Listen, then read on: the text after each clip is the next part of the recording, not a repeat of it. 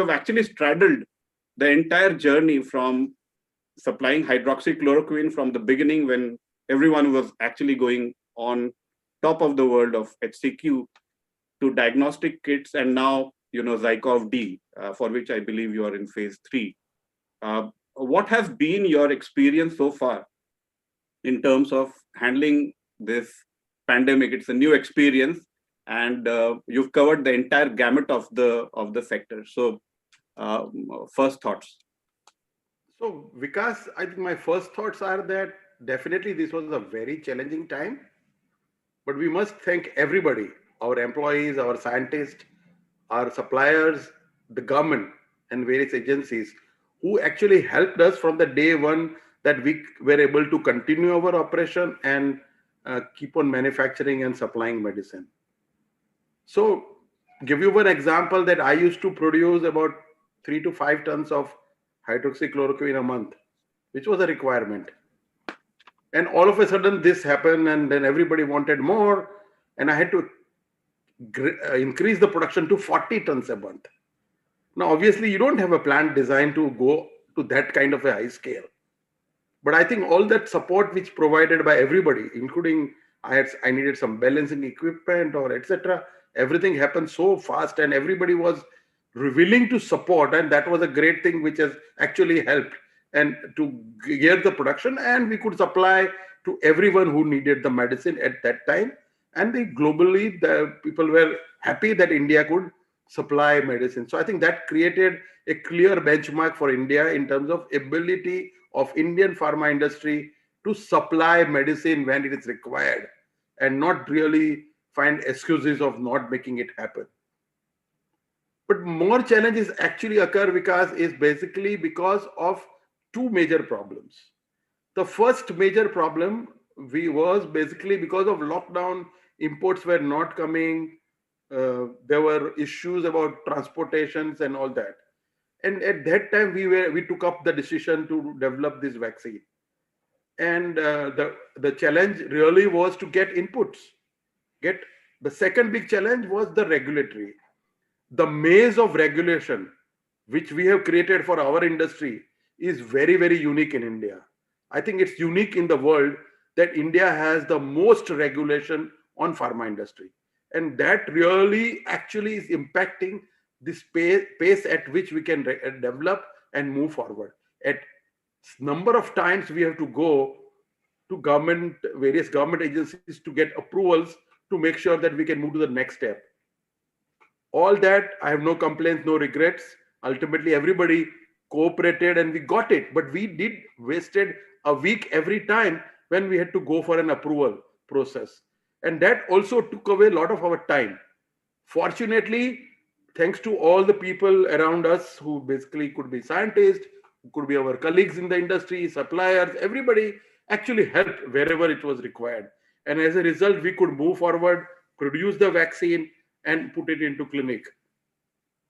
I can only say that our vaccine has met the phase 1 criteria. The goals have been met. Phase 2 goals have been met as far as safety is concerned.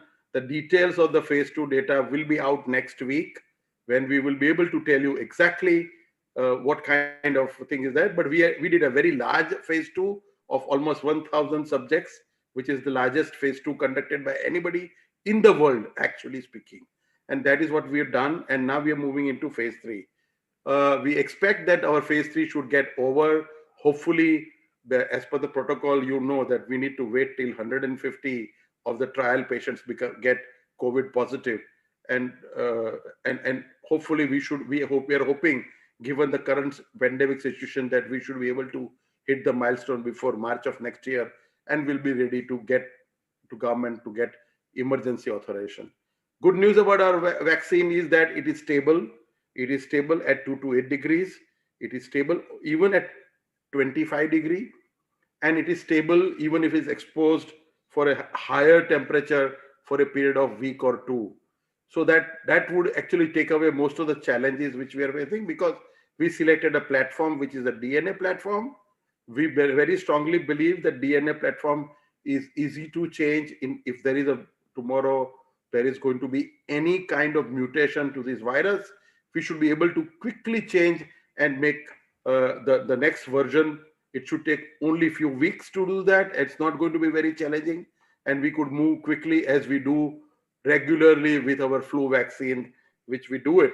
And I'm very confident that that would ensure that that will be first India developed vaccine on the market, a global market. And I'm very proud of the Indian scientists, because this is not me, or this is not my company alone. It's our scientific community. It's a tribute to our scientific community that they all have capability, and we are happy as a pharmaceutical industry to provide them the opportunity to make this happen. But I believe that because I will take 2 more minutes, because I cannot just take away all the time. But since it is important subject, I believe vaccine alone will not address the issue fully. And I've been saying from the day one that vaccine is a very, very important part, but we also need treatment. And treatment is going to be very important. I think good news about monoclonal antibodies approved in US recently is going to be the next big opportunity, in my opinion. We ourselves also have embarked upon a development program on monoclonal antibody, and hopefully we should be able to also offer. I cannot give you a timeline because I'm still in the regulatory maze, and the regulatory maze is not getting resolved. But hopefully it will resolve one day, and we should be able to bring it quickly, the products to the market. So I think that's what I would say and end here. Thank you. Sure. Yeah, so you gave the right start, sir. So thank you so much for opening up about the regulatory process being slow. We will revisit that question a little later when we speak to all the 4 other speakers. But staying on vaccines, since we are already speaking about a couple of vaccines, my next question will be to Mr. Reddy. When you announced the deal with Gamaleya, it actually, most of us who know the company, we thought that, what's the relationship of Dr. Reddy's with vaccines? So obviously then, you start putting your permutations, then it works like, maybe you have a very good solid presence in Russia, somewhere that came into the picture. So what exactly prompted your decision on taking a call on vaccines? And that was also pretty early days. Right. So thank you, Vikas. Thank you for inviting me on this webinar. So on the question of vaccines, right, you're right. I mean, we are not into vaccines. We don't have any commercialized vaccine from Dr. Reddy's at this point of time. But as a pharmaceutical company, this is a space we've been looking at it from time to time. But in the whole priority of things and in terms of where the company stands, so that was not something that we embarked on earlier, right? So even today, as we speak, we don't have any R&D going on in vaccine. We don't have a manufacturing facility concerning vaccine.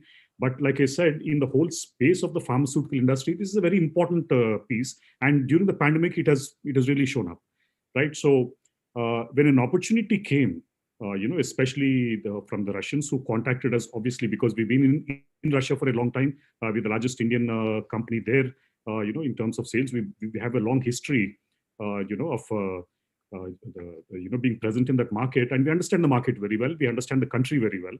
And when this opportunity came to us, we certainly looked at it very, very closely. We know about the Gamaleya Institute. We know the science which goes in Russia.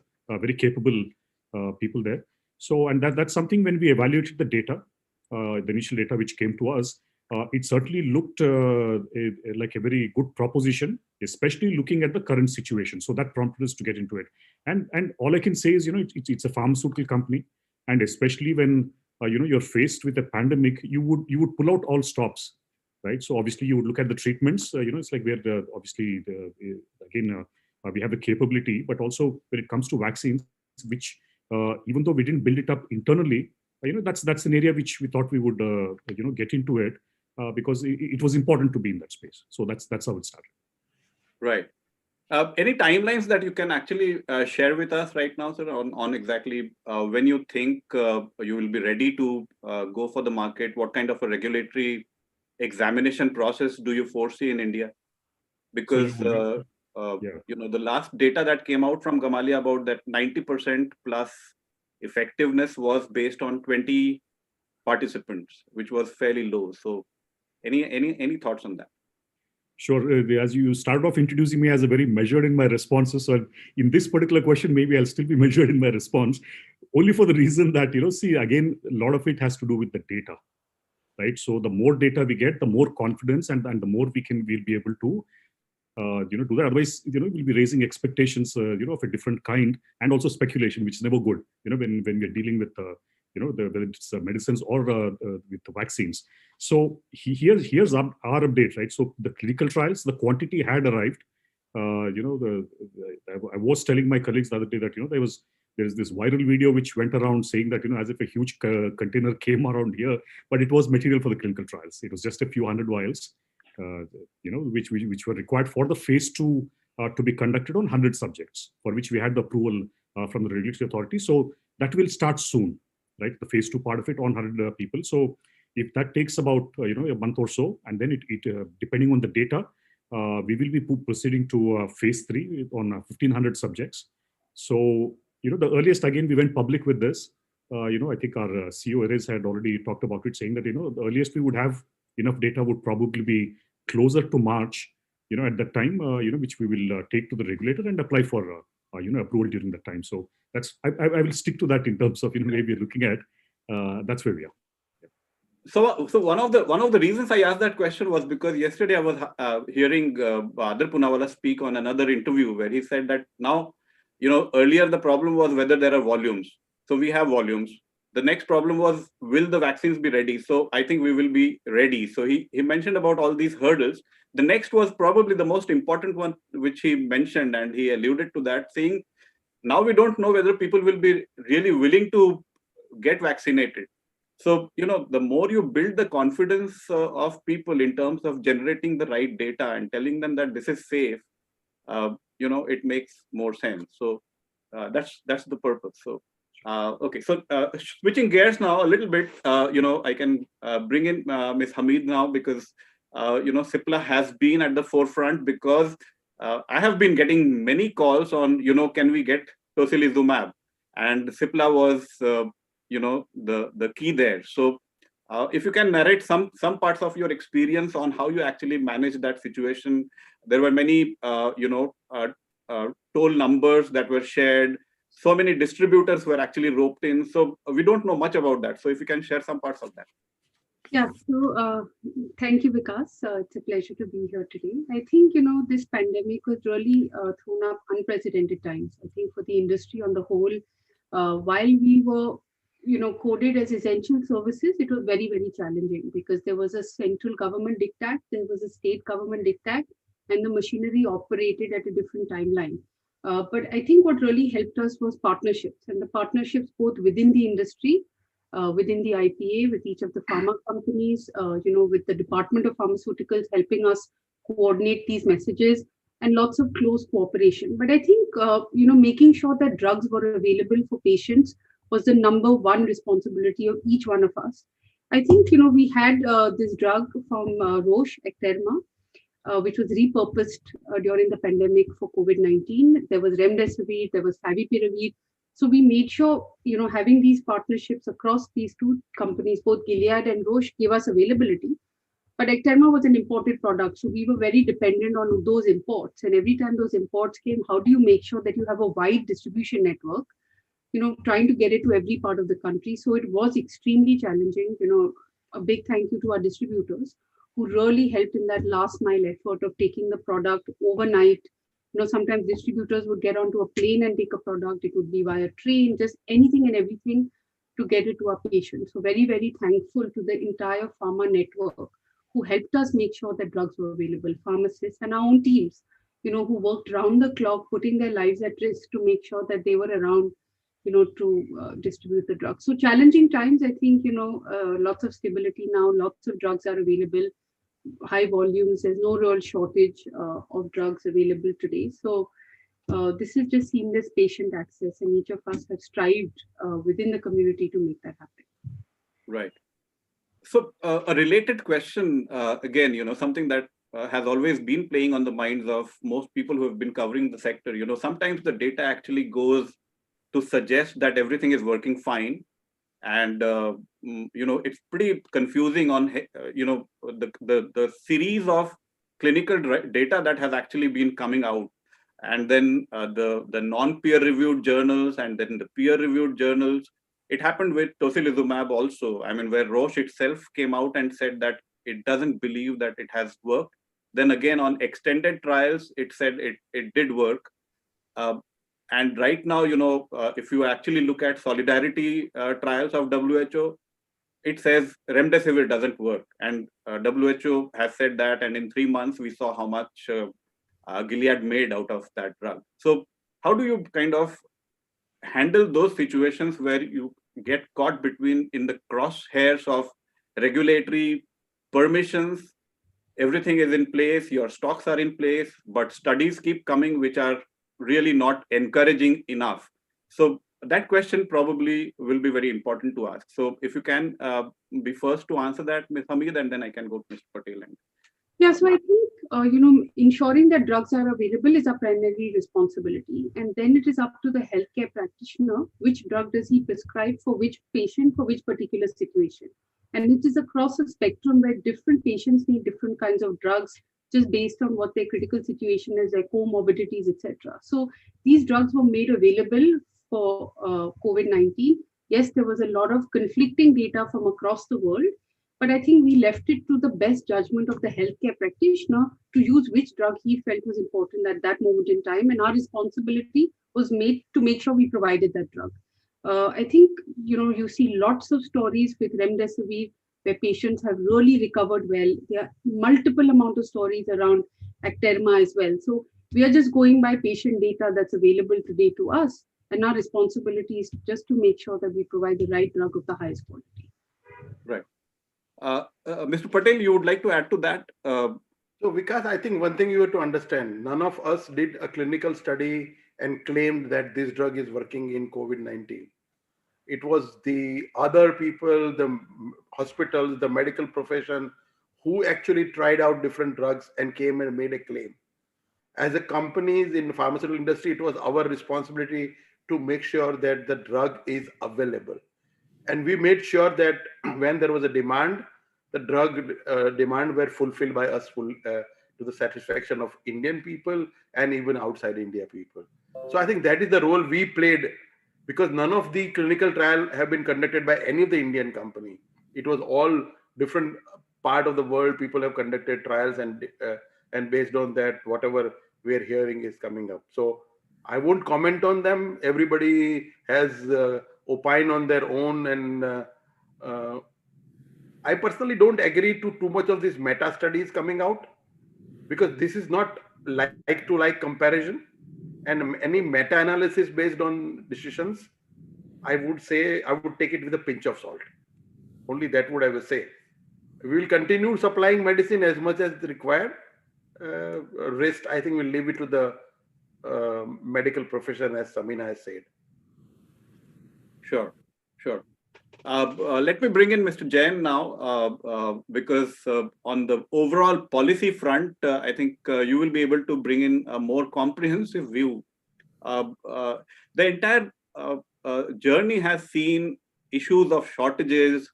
Then when there is abundance, you see a lot of hoarding. Remdesivir, was a case in point where people actually hoarded, and then there was a scarcity. So how did you manage this kind of a crisis? And was there any situation where you actually faced a problem that, some shortage might happen? Because the Chinese API crisis, we had been actually covering it very closely. It almost came to that, okay, we have a buffer of about 2 weeks or 3 weeks, and after that, there might be a problem. Mr. So Jain. basically, thank you, Vikas, and thank you for organizing this. Right at the outset, I will once again like to thank all the stakeholders of the pharma industry, whether it is our workers on the shop floor, or whether it is suppliers of packaging material or transporters, or everyone, or healthcare workers, because this is a great lesson how we can all work together and meet the needs of the country. And adversity is the first example of testing the whole thing. In fact, Indian industry has proven at this particular moment of time. And I will give you certain examples. Every day for first 4 months of the crisis, right from 24th March, all the CEOs who are sitting here, we met 10 to 10:45 sharp, and we were evaluating the situation every day, whether it is transportation, whether it is production on the ground, whether the safety of the employees, whether the stocks, how it is moving. And it was so important that collaboration between the government, industry, every stakeholder was very, very important. So first lesson I will say, when there is a collaboration and when there is a strong desire that we will meet the needs of the patient, which was fundamental, we have been able to meet. And Pankaj Bhai quoted the example of SCQ. The demand shot up, but the companies responded to meet the needs. Whenever the demand went down, so there was a lot of internal collaboration of managing their sales and operation processes. So whether it is the great example that if you have got the information and if you share the information and then take proactive action, you can make things happen. And I will stop here and I will say that's the kind of work. In fact, it has been documented in the IIM Ahmedabad case study, where we have tried to put together for the future student and generation that what we can learn out of it and how do we move forward. Right. No, so my the way I wanted to get this response was about, on the policy front, having learned the issues of shortages of raw materials at the beginning of the crisis. Then we saw two consecutive announcements on PLI. One which was the preliminary one, where you actually have some kind of incentives coming on some 40-50 APIs or drug intermediates, and then there is an extended one which kind of waives some of the restrictions that were made. On that, do you have a hope that probably a good lesson has been learned, and the whole issue of Atmanirbharta, we will be able to kind of manage things on our own, because it's become so difficult to operate without that kind of a support coming from the imported material from China? I will add here that the critical thing at this moment of time, one was the continuity of supplies, which was very important. So all the CEOs were spending a lot of time to make sure that the supplies continue. Now, meeting supplies alone was not enough. It is also preparing the country for the future. And some of the areas which were identified, and maybe we can spend time on this, was the API shortages, which has been there. We have been importing APIs to the extent of 70%. Diversified supply chain is not there. So the government took it up and the PLI scheme on API came in. Again, the government has announced another scheme recently, around 15 days, again to build larger scale in some of the areas. So PLI scheme was taking advantage of scale and strength and depth of Indian companies. So that was very, very important. And then there are other areas which also the government is working on, is the regulatory affairs, R&D. And we will see if we can work on all this, we can leverage the potential of the Indian industry. Right. So Vikas, maybe if you can just add a little bit on that, we see, because you asked about, whether the shortages took place. I mean, just to clarify a couple of points, on the statement that you made, even prior to this, the pandemic, as part of the global supply chain, if you see in terms of the Indian situation, a predominant amount of APIs, so almost about 25,000 crores imports, 68% was coming in from China, right? And there were certain things where it was just a single source being imported from China. So this was at a policy level, was being discussed at various times. The actions started to happen, at the time of pandemic, because obviously, there was a discussion, I think if I'm not mistaken, in the month of March itself, the first PLI scheme was in fact announced, March 18th or around that time, right? If you see, so which means the work was going on that, prior to that, on one point. And the second part of it also, if you see, most of our companies, we also were diversifying our, supply chain. Especially at Dr. Reddy's, for example, we started working on, different manufacturers, nothing to do with China as such, but only looking at, this risk management and the overall scheme of things. We had diversified our supply chain, so our import dependence on China was not that high as what it used to be, say, maybe even 5 years ago, right, for example. So companies in their own way were preparing for this. What is important now from the question that you asked is, I mean, okay, first part will be even in terms of shortages, right? So because all of us were stocked up, if you remember, there was this Chinese New Year in February, So companies had, if they were importing from China, they had stocked up, and then there were at least some inventories, which saw us through. The important thing, like Sudarshan mentioned, was to keep the continuity of operations. Because if further materials didn't come after that, that would be a problem. In fact, in the pandemic, all of us faced challenges when, especially air cargo would get derailed at some port. I mean, at some airports, and then you find all kinds of things going on, right? So we continuously kept solving for those problems to make sure that there'll be continuity of supplies, right? And we were successful in part because obviously most of the stakeholders got engaged in that. But again, coming back to the policy front, in terms of looking at this whole thing, see, it's a journey. It's something that can be changed overnight, right? So when you look at, you're saying that that you want to reduce dependency on the exports, and then as part of the Atmanirbhar Bharat scheme, especially for APIs, the first one was taken up by some companies, but then more needed to be done, because what are you looking for? You're looking for scale, and you're looking at competitiveness. And if you're looking at some specific products, for example, if I just take an example of fermentation, it's also important to go back to why we lost out in the past. Yes. Right. So because there was no policy support then, right? And then if you want to come back, we need policy support here, because it is a huge capital cost, for example, to set up. So there are a lot of recommendations that we have made, which have to be rolled out one by one, so that the industry will want to invest into even such areas, and be competitive, and also build it on a scale where there'll be global champions of this of a nature which they will hold on for a longer time. So I think that becomes crucial. It's not just a one-off thing, and right. One-off No, policy. but I mean, if I am to raise that question, I mean, from where it should be, because in the last 2 decades, we've brought ourselves to this situation where we became dependent on China. I mean, it was never like, we had to be dependent on them. We had a very nice thriving industry. I mean, all of Hyderabad was full of buzzing with API units.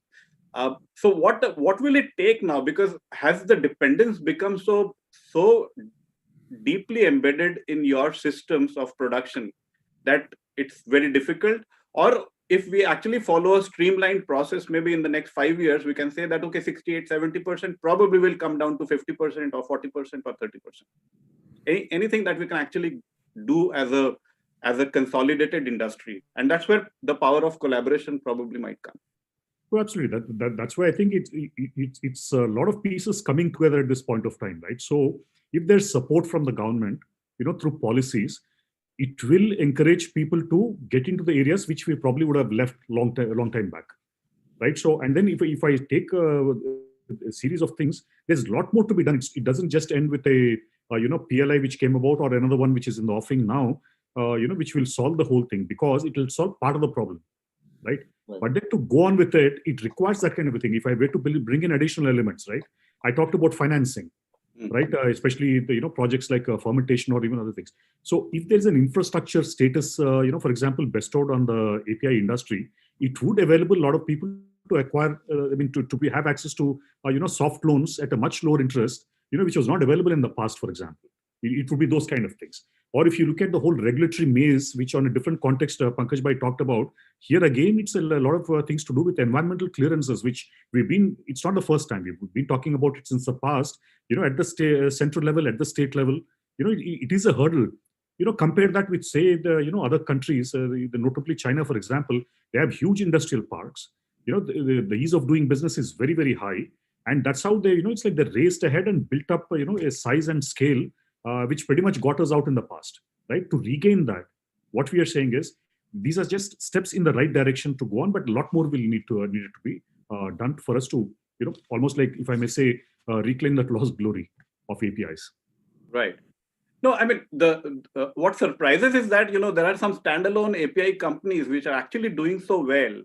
And then there is lack of interest from companies which have actually heavily focused on formulations or exports to both, highly developed regulated markets and then the semi-regulated markets. So will there be some kind of a focus where you kind of go back to the raw material or KSM or drug intermediate stage and, build ground up from the start? Sure. So again, it's a question of, like I kept on saying, right, in terms of competitiveness and the scale. Because again, if you see the capability, it's like all of us have large companies. Because, for example, Dr. Reddy started as an API company, right? So it's not that, and we still have a the quite a sizable portion of our business coming from APIs even today, and we actually see a good future in that. So that's not an issue. But the question that you're asking is about saying, if you have to go back to the roots and then saying that, all the way we build up, it requires more than that. Because even raw materials, for example, a lot of the raw materials that we use, the key starting materials, most of it we have again ceded space to China, for lack of a policy direction in the past when somebody else, just raced away with it. That's what has happened. To undo that, right? Here's a good opportunity, right? But then we have to literally build it to ground up. So for a company which has moved way ahead in the value chain to say that, it's like we'll completely shift our resources, to build up the APIs, it's not going to happen, right? But having said that, if you create things like, additional point, if I may bring in is, industrial parks, right? So there's also a scheme which has announced, and if states start continuing to build those industrial parks, it somewhat reduces the risk of companies to invest, because otherwise, to start with, again, you start looking at the land prices, which are being offered, at this point of time, it starts being unviable at that point of time, and there's uncertainty also because of the policies, all the way up, so there are quite a number of factors which I'm again saying, it's not a simple answer to say that, it's just easy that we will start from scratch all over again. Got it. Any thoughts from you, Mr. Patel? So, Vikas, if you see the way our evolution of API industry and then, of course, API industry going down, I think mostly the fermentation-based products, if you look at from that time, was basically, the cost of production in India, though the strains and the yields were good, were not competitive because of input cost. And in a fermentation-based industry, the energy is a major input cost, which is the major issue, and where there was really a problem that our energy was much more expensive than what was available in other part of the world. And that created the problem. So there are so many other issues. But one of the major issue, in my opinion, at that time was pricing. You want to see that the pricing is more important, and where you manufacture, whether we are Atmanirbhar or not, is not important. That is where the problem is. We're still living into an era where we're saying, okay, well, the medicine should be only low priced. And then wherever it is available cheapest would be the way you can get the lowest price drug, which is not a problem. But the question is that they are going against each other. So either you have a price control or either you have a Atmanirbharta. But you can't have both. And I think that also with policy level, one need to think that what really we want as a country, Atmanirbharta or only lowering the prices for, in spite of the fact that we are non-competitive because of the input cost. So I think that is also going to be another important factor here. Right. Any thoughts from you, Ms. Hamid? You would like to add to that? I think a lot's been covered on this topic. I just think a facilitative environment that's incentive linked, and it's a balance between input costs and liberalized pricing strategy is where this will should pan out. Right. Okay. So no, I mean, because we have always been in that constant fear of, and then there is this security risk also, which one of the top bureaucrats actually mentioned that, it could become a security issue if we become overly dependent on China. And this kind of became, was a glaring light, on how you should actually not be trusting even America. I mean, they have also been talking so much about, bringing back their industry. So that being the reason, we need to visit it again and again, and that's a very hard message. So the next point which I would like to bring about is the point of collaboration.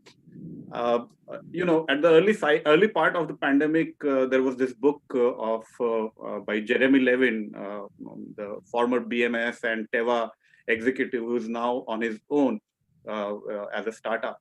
He brought in together, a compilation of a lot of thoughts from CEOs, biotechnology at times of pandemic, and it had a lot of nice, crucial information about how companies are actually going ahead and collaborating with each other not just about science, but also to see exactly how they can actually do much more, because this pandemic is there.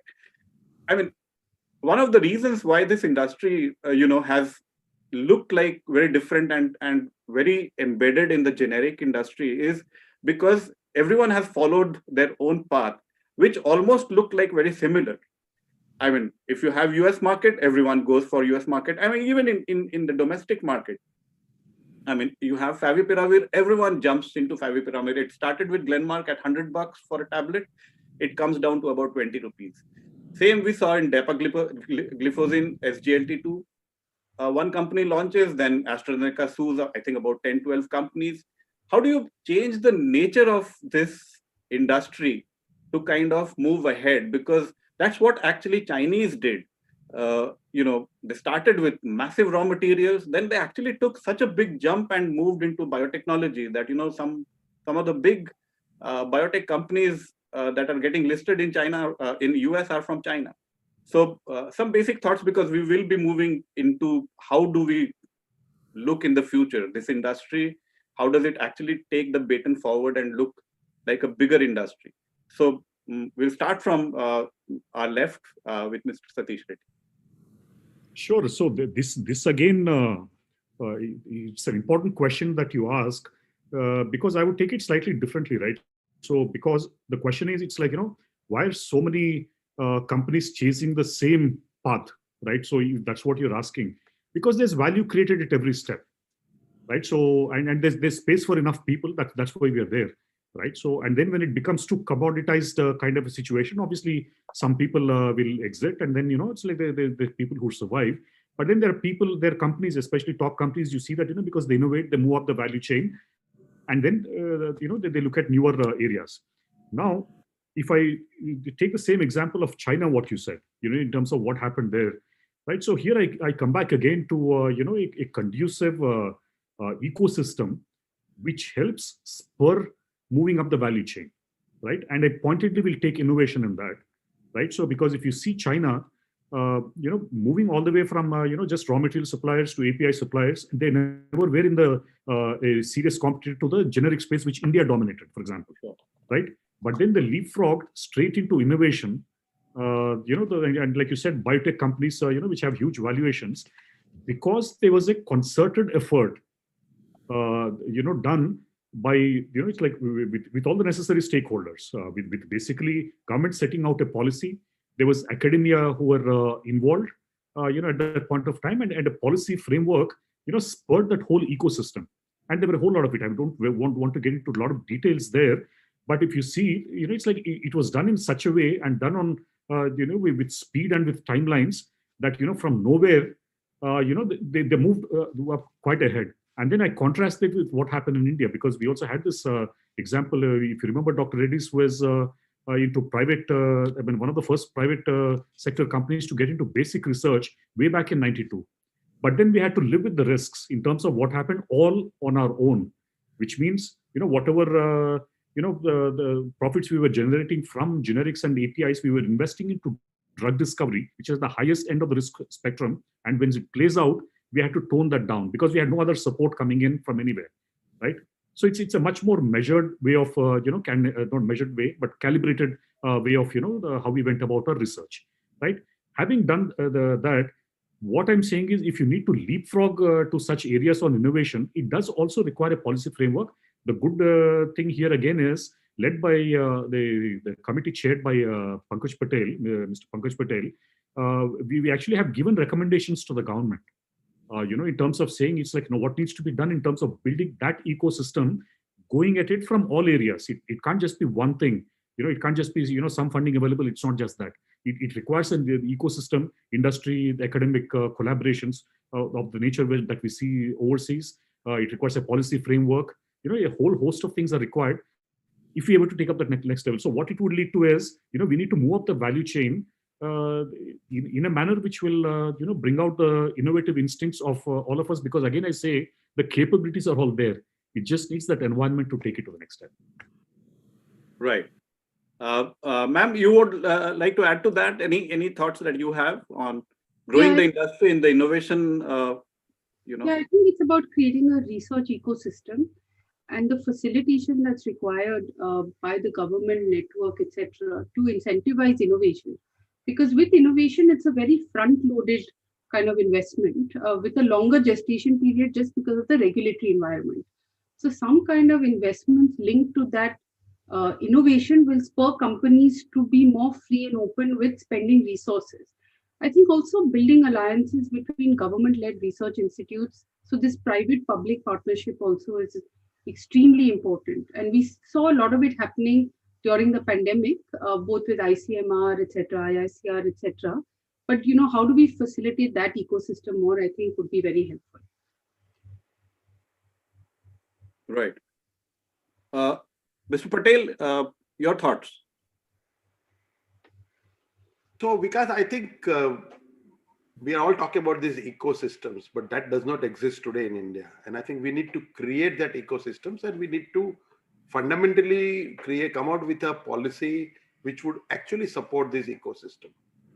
And 5 things which I think Satish has explained, but just to repeat, 5 things are important. One is we need a appropriate regulatory system for doing innovation. Second, what we need is a funding support.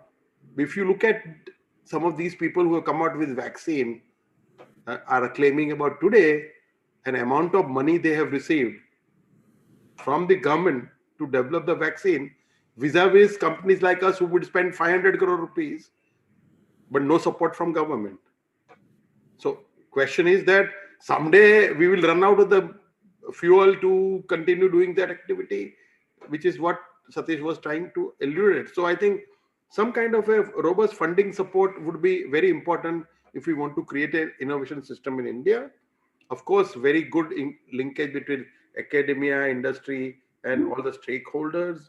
There is also have to be a favorable policy landscape in terms of, why would you need so many research centers in India? Why can't they all work together to create collaboration within the government system, for example, and so many other things. And also the last and very important property that ultimately countries have created this by creating innovation hubs. India can definitely create innovation hub in Hyderabad or Bangalore or Ahmedabad. And through that, actually, because there are universities, there is IITs, there is NIPER, there is central government laboratories, there are pharma industry existing there, and all of that put together can significantly leapfrog the whole environment of innovation. But I think that is what we need to do, make that happen. Then we will see a strong innovation happening in the country, and I'm sure government also is looking at that, and someday government will think and come out with supporting the innovation ecosystem in India. Right. Mr. Jain, would like to hear you on this. So basically, because if you see the overall structure of pharma market worldwide, 25% is contributed by branded generics, and 75% is by innovative products in terms of value. Currently, we are very strong in the branded generic market, and we will have around 35% share. But in 65% space, our share is very negligible. So if we have to move to the next level of the Indian industry has got a lot of strategic scale, it has got depth, it has got technology advantage. It is important to get to the next level. And as Mr. Pankaj Patel highlighted, Satish highlighted, and Samina highlighted, it is important to get going with regulatory system changes, industry academic linkages, and also very remunerative pricing. Because at this particular moment, there is a lot of emphasis on low price, competitive price, but we have to raise our pricing level, better realization, which will attract the industry and help them invest in research and quality. Right. Sir, absolutely the right point to kind of move to the next subject, which is again research, and how do you kind of remove yourself, not remove, maybe, you have a huge responsibility of serving through the branded generics, but we are always hearing issues related to ethics, promotion ethics, doctors don't move unless you actually gift them something. That keeps coming back again and again. And, all of the industry is so committed that it will actually face this situation and it will come out of it and it will adhere to the principles. What on ground do you think needs to be done to bring out, because just recently I was actually reading something on reputation management, and our industry, despite vaccines, despite being life-saving drugs, it doesn't look like the perception is great in the minds of people. So how do you actually want to make that big shift that, okay, this is the industry which actually looks at curing patients, treating them well, bringing out low-cost generic drugs? I mean, Dr. Hamid's contributions, we all know how the entire industry actually moved in the time of the HIV pandemic. So what can be done to actually change that issue of reputation? We keep coming back to that. So, because if you see, IPA is totally committed. IPA member companies, we have got large companies, 24 companies. Our commitment for universal code of marketing practices is very high, and it is central to our thinking. Globally, if you see, and if I do some work of the recent research images which have come in, globally there is a tremendous upswing as far as the image of pharma industry is concerned. Everyone realizes today the contribution in terms of availability, in terms of getting remdesivir and other products in the market. So there is an upward image, not only in India, globally, if we look at the whole thing. And as far as code of marketing practices is concerned, there is a significant commitment of IPA CEOs, IPA companies, and it is led from top as far as commitment to code of marketing practices is concerned. Right. Your thoughts, sir, Mr. Patel? So because I think this will keep on being discussed, because healthcare cost is an unwanted cost. Nobody wants to spend money to become sick and spend money. So this Right. cost is always going to bug you. India, the product prices are so low, but still we will creep about the prices because it costs much lesser for a treatment by a drug than a cup of tea which you pay outside on the vendor. So I don't think that is the real issue. The real issue is, because this is a nature of this cost is unwanted cost, there is always going to be this debate. Question is, we as an organized industry association and a responsible industry, we want to enforce ethical practices among our members, and that's what Sudarshan was talking about, and that's what we will continue doing so. So I think this is where the dilemma is. This is something people would spend in buying a nice mobile phone, spending 50,000 rupees or 1 lakh rupees, but when they have to take an injection which is going to cost 50 rupees, that's a very high cost. So I will end it here. The Right. second is, of course, the healthcare cost issue currently is mainly because we are paying out of the pocket.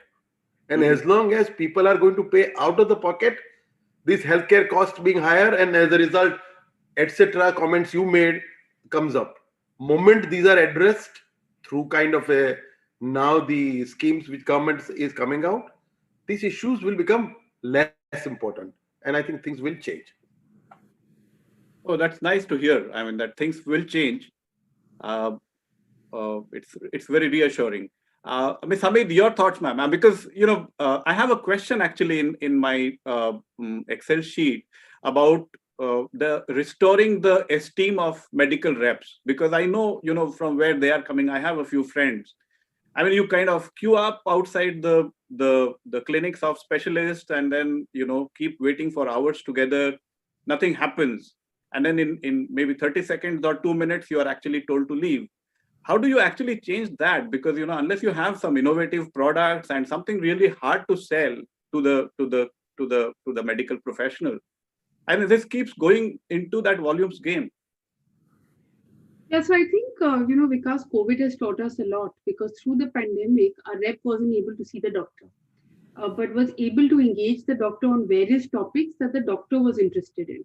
So I think it's also a partnership between the rep and the doctor, and the rep servicing the doctor not by just selling what he wants to sell, but at least facilitating what the doctor needs. And this is through webinars, through specialist KOL panels, etc., etc. So I think we need to also empower the rep with digital technologies that helps them then at the tip, help the doctor to have at the tip of their finger a world of resources that then they can plug and play into versus just having a salesman and doctor, rep doctor relationship. So I think COVID has forced us to use a lot of digital technologies to recast the relationship of a rep and a doctor.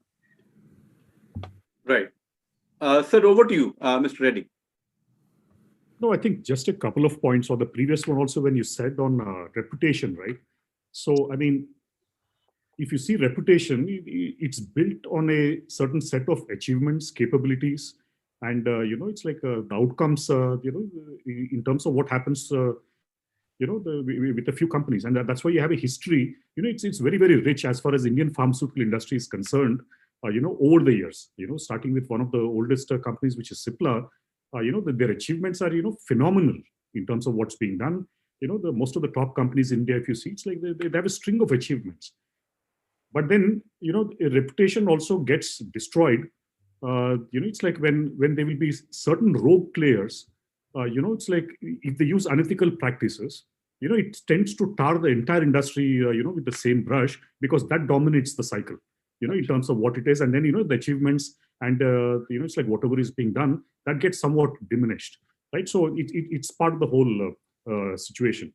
Specifically when it comes to the doctors and the medical reps, when you talked about it, what is important now, and also like Sabina just mentioned, the pandemic has changed quite a few things, right? So there's a lot of digital engagement, which it accelerated, in terms of how the medical reps are able to talk to the doctors and give more value added educational material, which they otherwise couldn't do it, like you said, waiting outside a doctor's chamber for long and then just getting those through minutes. They were able to engage very meaningfully during this time with a lot of inputs which the doctors desire, which exactly is what Samina had said. But then there's also this digital, the impact on in a variety of ways. Telemedicine, for example, there are a lot of things that have come up. So I think companies also have to move the curve in terms of how things will change in the future, so that if we go to the one more step, which is what I wanted to say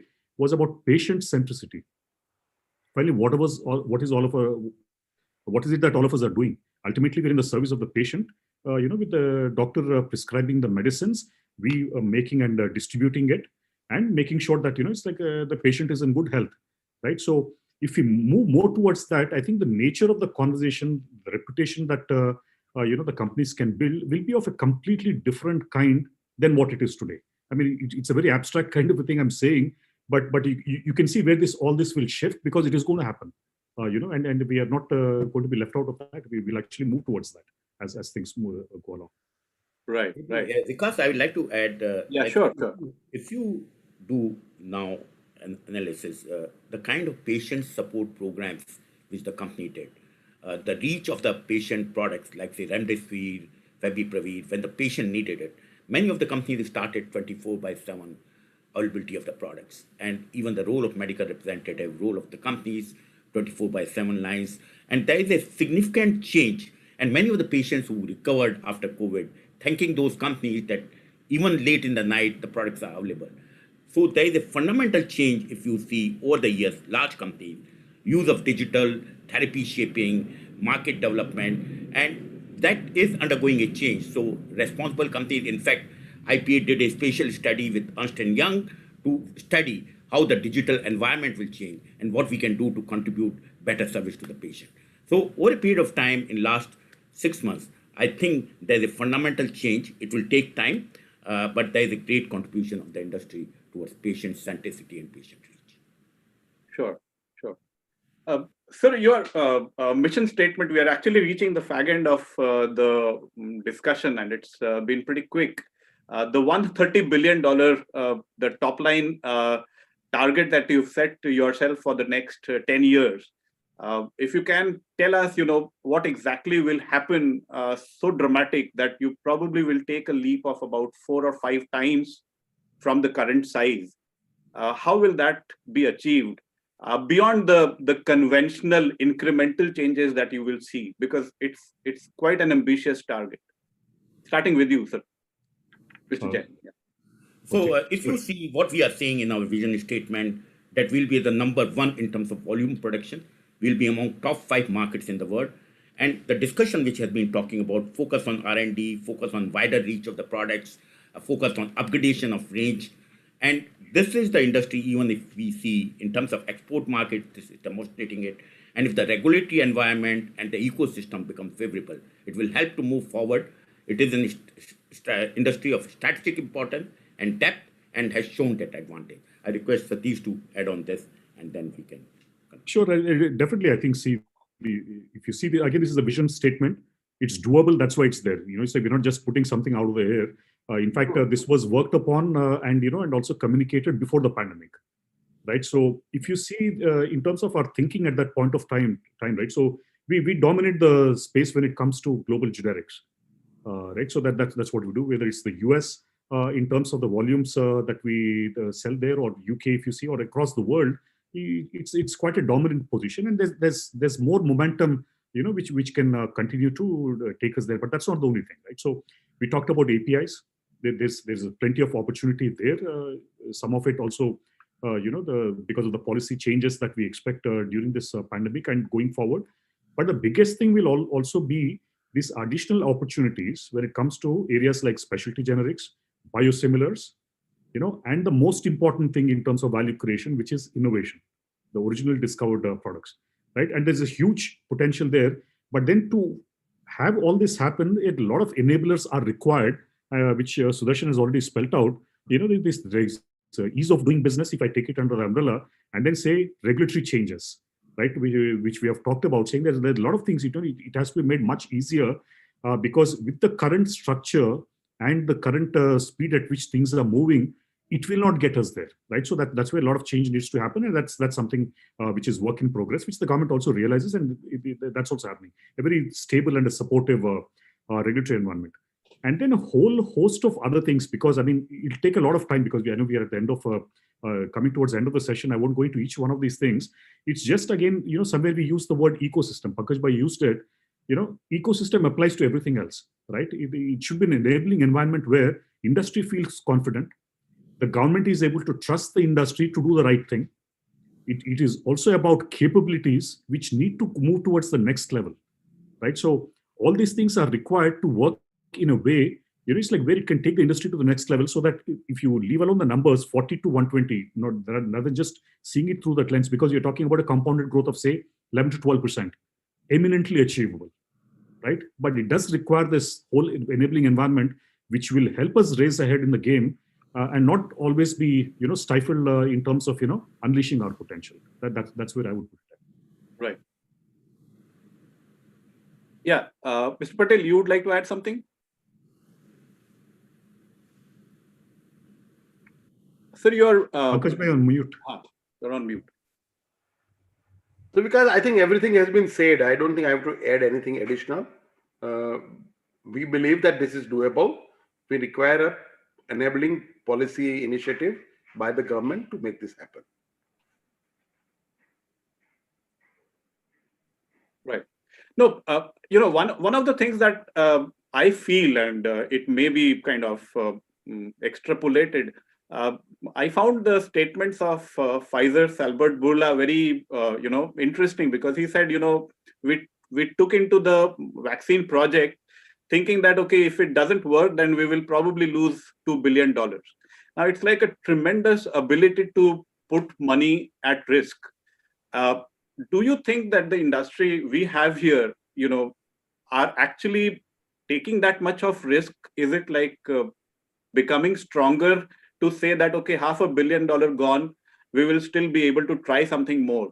Is that something that you think is missing? Yeah, that's the question to you. Yeah, I think we're going to spend 500 crore rupees on this vaccine, and we still have to get the approval. And when we started, we knew that we will lose the money if this doesn't work out, but we plunge into it. So I don't think that, and many of these companies are able and capable of doing it. And you don't know, but really number of projects companies are doing, not every project is successful. A lot of projects fail and a lot of money is then lost. We don't have the account available for that, but that's the reality. So I don't think that's an issue. We, for example, not only restrict ourselves to the vaccine, but we also are doing the other things like there is a huge opportunity to find newer antivirals. There is an opportunity to really look at, can we look at newer targets? So we ourselves are even plunging into these areas. It's too premature to talk about what progress we have made, but I think we have plunged into that. We are looking at also how do you address this hypoxia problem which patient face? How can we increase his oxygen capacity, carrying capacity? We're looking at if there is a cytokine storm, can we prevent before it occurs? Can there be a medicine given? We filed an IND for that in India recently to move into that, to work on an inflammasome target. And we have an NCE which is developed and we are put into that. So I think I'm just trying to say it's not only my company. Everybody is trying to do many such things to make sure that that there is a newer treatment available or a better treatment is available. There is also making sure that there is a ease in doing that, and at the same time working continuously to make sure that we become cost effective and our cost comes down continuously to fulfill the need of the world to get lower cost medicines. So all of these industries spending money and doing it. Now, the scale at which Pfizer would think and I would think would be always different. But I don't think the cost of operation also is equal, comparable. So cost also are different, but that's what it is. Satish, you wanted to add something? Absolutely. I think the last part you said it, Pankaj bhai, in your own inimitable style, you have actually hit the nail. The important is, I was going to say that the scale at which Pfizer has done, it can afford to do that. It has a long history. The $2 billion is something that it can do. All I wanted to just reiterate was, it's like just like Pankaj bhai has said about he's investing in vaccine, new chemical entities and all that. Even if you go back to history in several companies, I can talk about our own example, right? So, and because you know this very well, because you used to talk to my father, who's much more candid than I am in terms of the risk that he took. If you see at that point of time, an API company, a lot of profits coming predominantly from APIs at that point of time, to say that he would go to drug discovery, what the Economist wrote about him at that point of time. But he proved them wrong, because obviously India was able to, the company was able to discover a drug, right? And then it went through the whole risk process. Thing is, it's not that we are not averse to taking risks. We in fact take a lot of risks.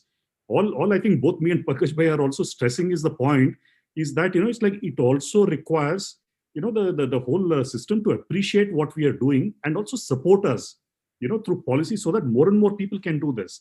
You see, if you take only innovation, right? Just as an example, we have done it. Pankaj bhai has done it. Glenmark, has NCA candidates. They've invested into that. Host of companies have gotten into it.